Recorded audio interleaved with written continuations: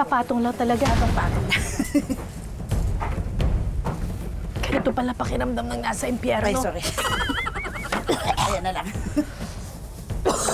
Sige, pakita natin. May mauusukan. Okay. Mainit pala to. Ayan na ang mga bangus. At may pagpapawisan. Sige po, saan po natin ilalagay? Yun! Pumasok din. Isa na lang. Pumasok ka. Ayun na. Napunta dun. Sorry. Dahil ang ating tutuklasing sarap magmumula sa mga pagawaan ng Bulacan. Alam kong malapit na ako kasi mausok na. Ito sa palagay ko yung pinakamadaling trabaho sa tapahan. Yung pagpapahid. May bisita rin tayong siguradong mapapalaban. Hanggang sa muli natin pagkikita. Nakilala siya sa isang gabay diwa sa sangre. Si Jay Ortega. Workout to, guys. Napaaga yung workout natin ngayon.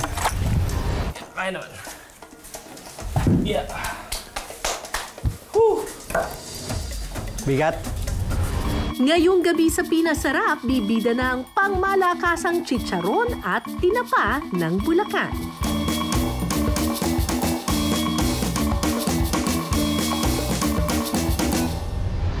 Mahilig ka ba sa tinapa? Alam niyo ba na dito sa Bulacan, bago pa man dumating yung mga Espanyol, ay nagtitinapa na ang mga taga rito? Oh yes! At hanggang ngayon, napanatili pa rin nila ang sinaunang tradisyon na ito ng pagtitinapa. Magtutungo tayo ngayon sa isa sa mga pinakamatagal ng tinapahan dito sa Bulacan, Bulacan. Alam kong malapit na ako kasi mausok na! Ito raw ang isa sa pinakamatandang tapahan sa buong Bulacan. 50 taon na silang gumagawa ng tinapa at ang mga tinapa na ginagawa at mabibili rito, hindi lang daw isda. Opo. Kasama ko dito si Kuya JP at meron kaming sangkaterbang manok at saka liempo.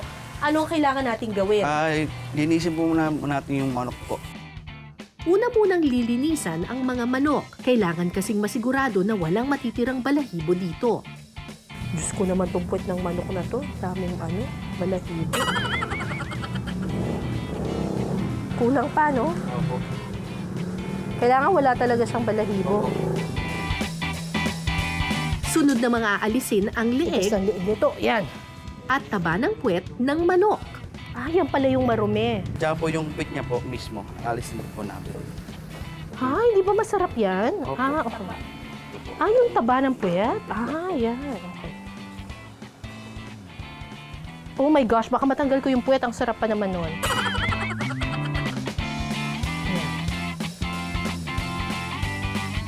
Pak! Oh, bongga. Ang next step, hihiwain ng bahagya ang breast part ng manok. Ah, parang lalagyan lang siya ng hiwa-hiwa para pumasok ang lasa. Opo, para pumasok. Parang po yung kumbaga sa isda, di ba nilalagyan natin ng mga paslant-slant? Opo. O, ito rin. O, pak. O, pumasok kayo dyan. O. At sa kahuhugasan at aalisin ang natirang baga nito. Eh, ito, parang meron siyang Opo, itlog. sige po. Tanggalin ko rin yung Opo. itlog. Siguro baba ito. Mangingitlog pa siguro to. Yan, ganyan. Opo. O, meron pa ba? Ano po? Aasinin po natin siya. Aasinan. Sunod itong papahiran ng asin.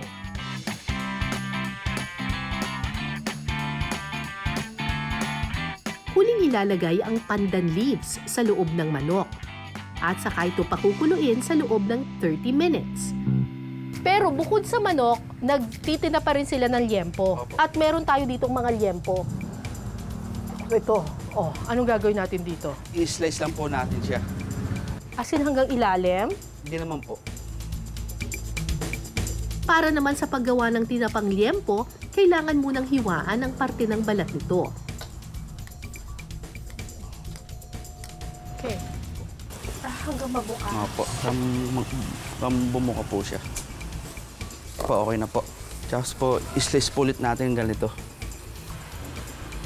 Ganyan lang po.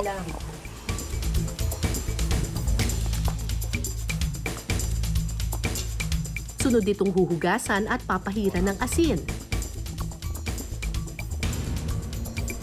Tapos po niya, tutusukin po siya natin ng stick para po dumiretso po siya pag naluluto. Pag wala pong stick, umano po siya. Gaganon siya. Opo.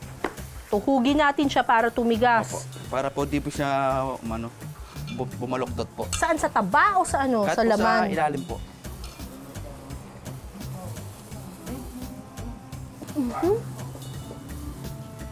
Yun! Masok din. Isa na lang.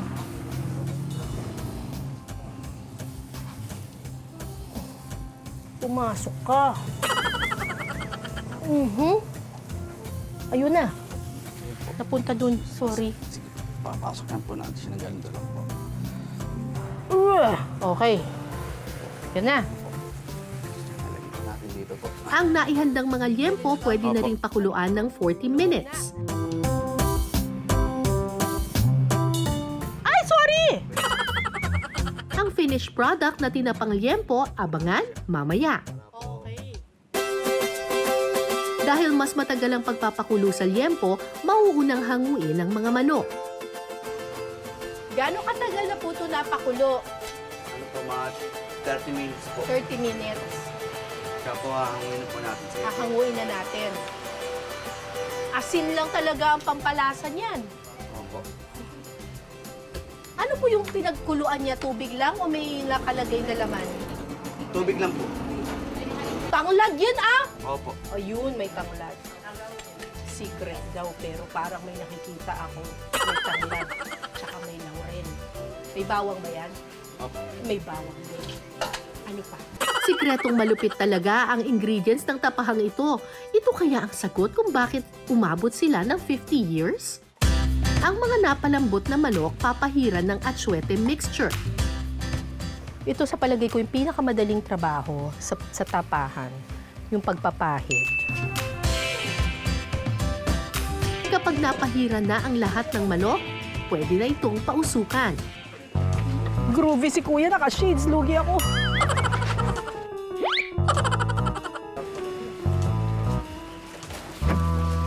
Hala, ayaw sumak! Ayun, okay.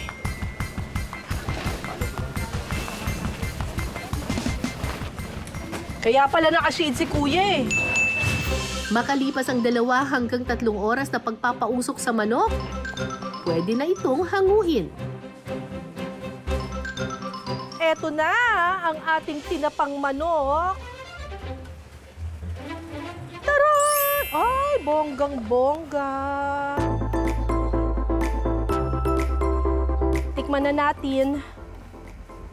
Uy, super lambot. Super lambot! Okay.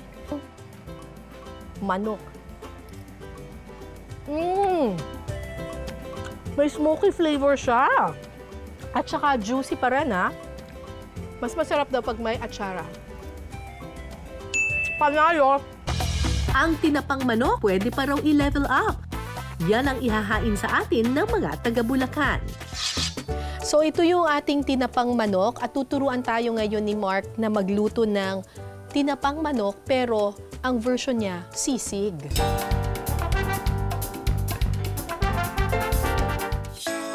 Sa kawali, una munang magtutunaw ng butter. At saka igigisa ang sibuyas at hinimay na tinapang manok. Sunod ay ihahalo ang toyo at siling labuyo. Sa isang bowl, paghahaluin naman ang mayonnaise, asin, seasoning, pamintang durog, at calamansi juice. Kapag ready na ang sisig sauce, pwede na itong ihalo. Huling ilalagay ang hiniwang siling haba. Pwede nang tikman ang tinapang manok sisig. Eto na ang chicken sisig ni Mark. Favorite ng tropa. Tikman na natin.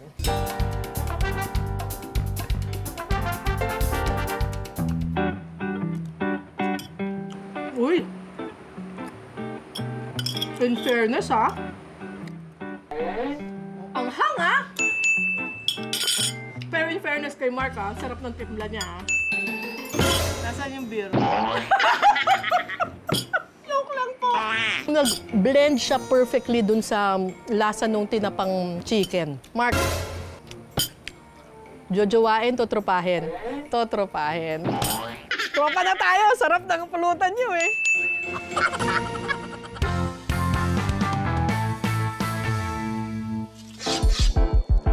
Dahil nasa tapahan na rin tayo, hindi pwedeng hindi natin masusubukan ang paggawa ng tinapang bangus. So, ang unang proseso, syempre, ay mag-debone ng bangus. Kasi ang tinapa nila dito ay debone. Walang tinik, para mas madaling kainin. Una munang hihiwain sa gitna ang bangus. At saka ito tatanggalan ng bituka at hasang. Tapos babaliin mo tong dito sa may ulo niya. Babaliin mo siya, ibaluktot mo. Babaliin mo siya. Ayan. O, bongga. O. Next step, alisin ang maliliit na tinik. Baka hanggang bukas tayo dito mag-tanggal ng tinik, ha? Ikot mo siya para hindi sumama yung laman. Woohoo!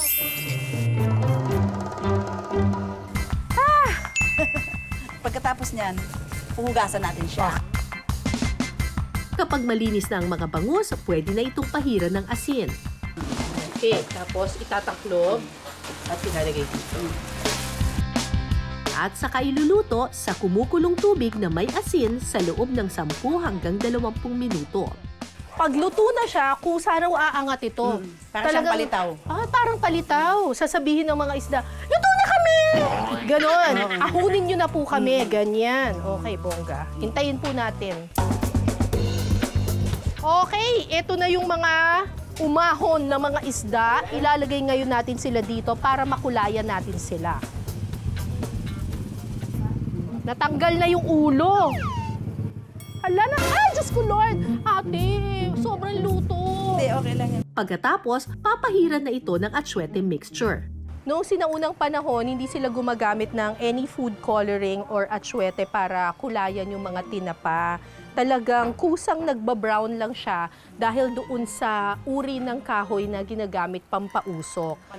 Yun, paluchina. Pero ngayon, dahil Maramihan na kasi. maramihan na Kailangan madaling magkulay, At saka pauusukan ng hindi bababa sa 3 oras. Maya-maya pa, luto na ang tinapang bangus. Ang tinapang bangus, diretso na sa kusina. Sa isang kaldero, maggisa ng bawang, sibuyas at kamatis. Sunod na ihahalo ang tinapang bangus.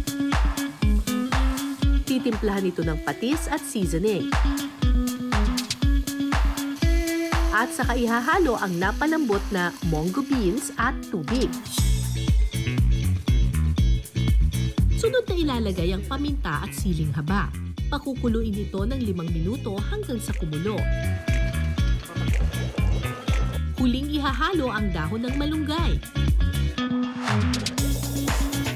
Hindi po ngayon Biyernes pero swak na swak pa rin ang ginisang munggo na may tinapa. San ka pa? Panalong panalo. Okay. Ginisang munggo na may tinapa. Kain na! Ang kagandahan dito ay boneless, kaya hindi ka matitinik. It's good! Saktong-sakto lang yung lasa. Masarap. Ngayon, tikman naman natin itong ginisang munggo na may tinapa. Sabi ni nanay, mas healthy raw to kasi walang baboy. Hindi rin nila nilagyan ng chicharon. Saktong-sakto yung timpla. It's good. Masarap siya.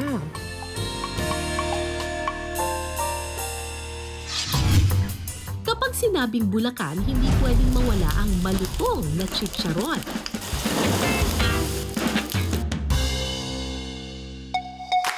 Sa Santa Maria, Bulacan, meron silang literal na maipagmamalaking pagkain. Ang giant chicharon. Para alamin ang proseso ng paggawa ng dambuhalang chicharon na ito, Hello guys! sasamahan tayo ng sparkle artist at kasalukuyang bantay diwa sa Kapuso fantaserye na Sangre. Walang iba kundi si Jay Ortega. Hello mga kapuso, this is Jay Ortega. Dito po tayo ngayon sa Santa Maria, Bulacan upang bisitahin na isang chicharonan at syempre para makita natin kung paano ang proseso ng paggawa nito. Ang unang proseso sa paggawa ng giant chicharon ay ang pagbibilad. Ito lang po, sir. Okay Jay, simulan na ang pagsasampay. Pagbibilad pala ng mga balat ng baboy. Parang nagsasampay ng tuwalya. Opo. Para damit lang. Kapag maulan, bawal Bawal magsampay po ng siya ganito. mabasa. Ah, okay.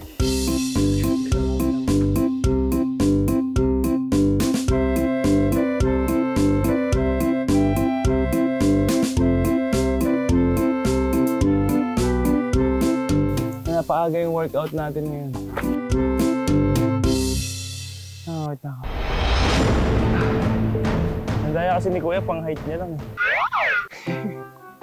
Kailangan nakaganito tayo pag nagkasampay tayo ng chicharon.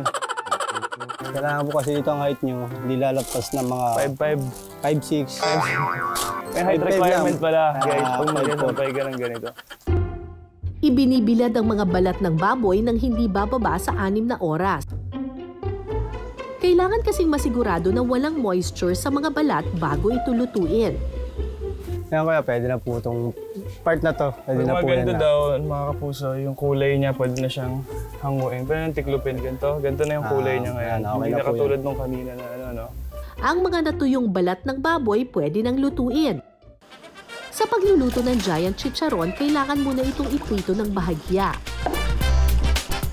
Ang mga na-first fry na chicharon, iimbak ng 1 buong araw bago ibabad sa maligamgam na mantika sa loob ng 6 na oras. Ginagawa ang prosesong ito para mas maging crispy ang chicharon kapag pinrito. Pagkatapos, itatabi muna ito at palalamigin sa loob ng 1 araw. Kapag ready ng chicharon, pwede na ito muling iprito o i-second fry. Jay, patingin naman kami ng frying skills mo. So ayun mga kapuso, pagkatapos ng mahabang proseso, andito na tayo sa huling proseso which is yung pagpiprito ng chicharon. So ngayon tuturuan tayo ni Kuya kung paano magprito ng chicharon, ng balat. Okay. Bago tuluyang iprito, kailangan muna ulit itong palambutin sa mantika.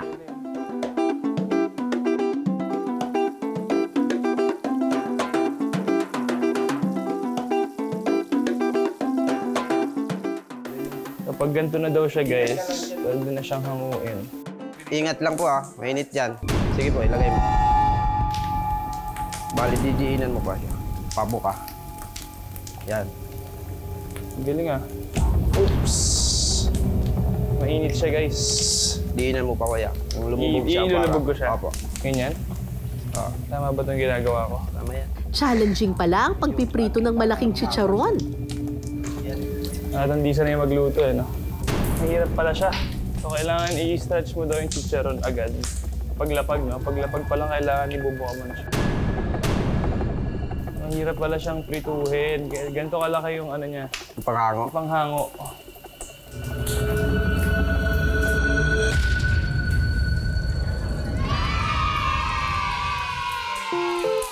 Ang napritong giant chicharon, bubudburan na ng seasoning. Ilang minuto pa, pwede nang lantakan ang giant chicharon ng Bulacan. Tingnan nyo naman, mga kapuso, kung gaano kalaki to. Parang kalahati ko na to eh. Medyo mahirap isaw sa suka to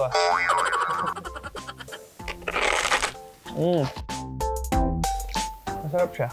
Gawa ko to Ang dambuhalang chicharon pwede rin daw ihalo sa palabok. Hi mga kapuso! At ngayon magluluto naman tayo ng palabok na may chicharon. At ang gagamitin namin is yung giant chicharon.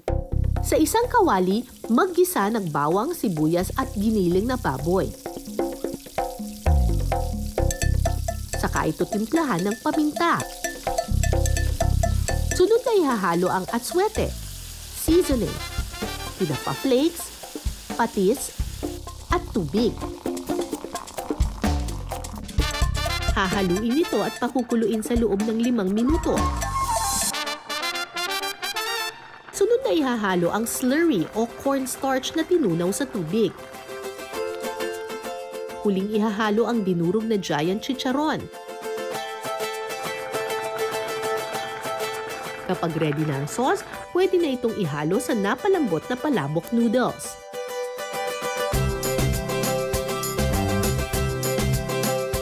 Para naman sa toppings, maglalagay ng mas maraming dinurog na giant chicharon, dahon ng sibuyas at itlog. Okay guys, ito na ang palabok na may giant chicharon. Ready na ang pambato ng Bulacan na palabok with giant chicharon. Sarap, sobrang malasa yung chicharon. Malalasa mo siya rin sa palabok talaga. Ang rating ko dito sa palabok is 10 out of 10. Bukod sa giant chicharon, may 3 klase pa ng chicharon na ginagawa sa Santa Maria, Bulacan. Ang purong chicharon, belly chicharon, at back fat chicharon. Pero teka, parang hindi na ata lumulutong ang iba pang chicharon ha. Jay, kulang ata sila sa kahoy pang siga sa mga pugon. Laban, Jay! Ilabas mo ang powers mo! Ayan, siguro okay na muna to. Dali natin siya sa pugon.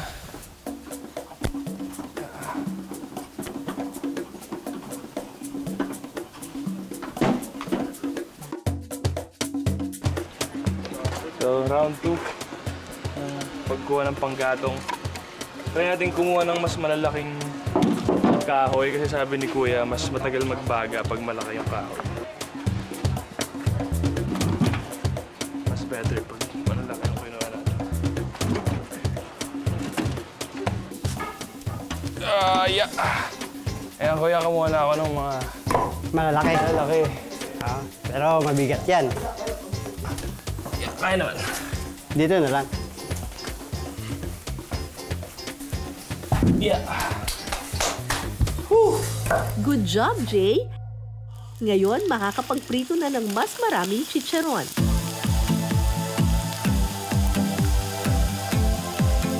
Kada araw, umaabot ng 500 kilos ng chicharon ang nagagawa rito. Ang mga nakarepak na chicharon nakakarating na ng Iloilo, Boracay, Baguio at pati na rin sa Hong Kong. Karaniwan itong nire-resell sa mga tindahan at pasalubong stores. Bantayan na ang BP dahil tikiman time na. Back fat, yung puro at yung belly. Unahin natin itong back fat. Sarap ng suka, oh.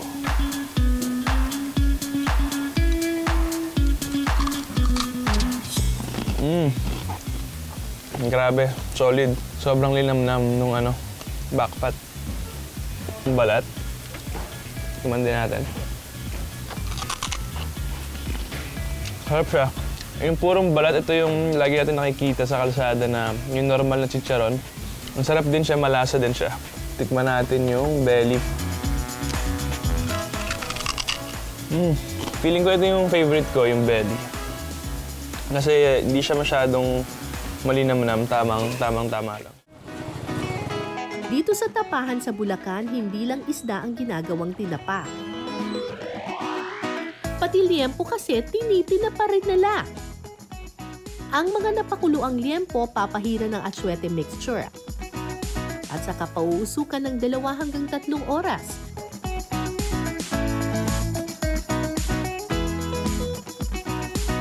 Maya-maya pa, luto na ang tinapang liempo. Para sa mga Bulakenyo, the best daw itong iluto at gawing kare-kare.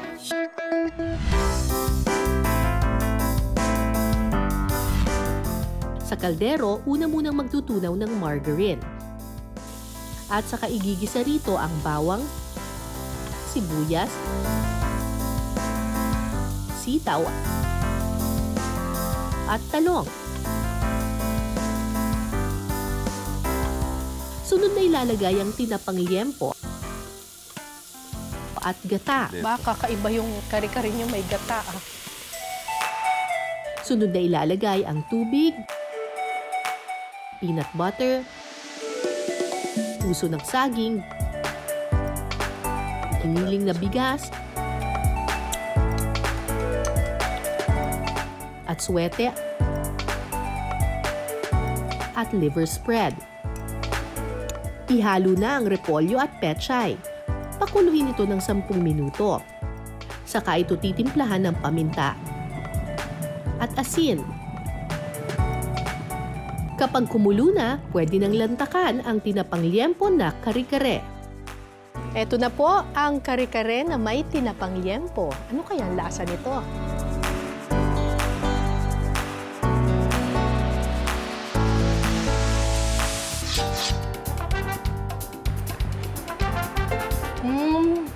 Parang smoke na siya.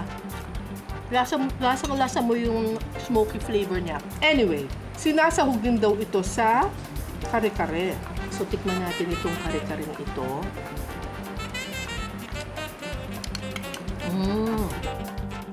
Mas nangingibabaw yung gata kesa dun sa peanut na sauce dito sa kare-kare ito. Para kung nag-kare-kare pero lechon. Ganon yung peg niya. Malinamnam. Creamy at malinamnam. Sa kabila ng modernong panahon, buhay na buhay ang matandang pamana sa probinsya ng Bulacan.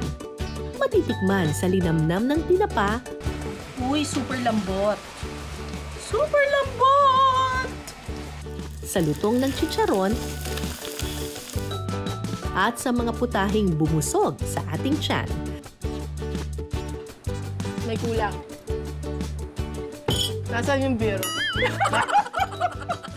Joke lang po. Ang sarap ng pagkakatimpla. Sarap. Hanggang sa susunod nating kwentuhan at salo-salo, ako po si Cara David. Ito ang Pinas Sarap. Alam kong malapit na ako kasi mausok na.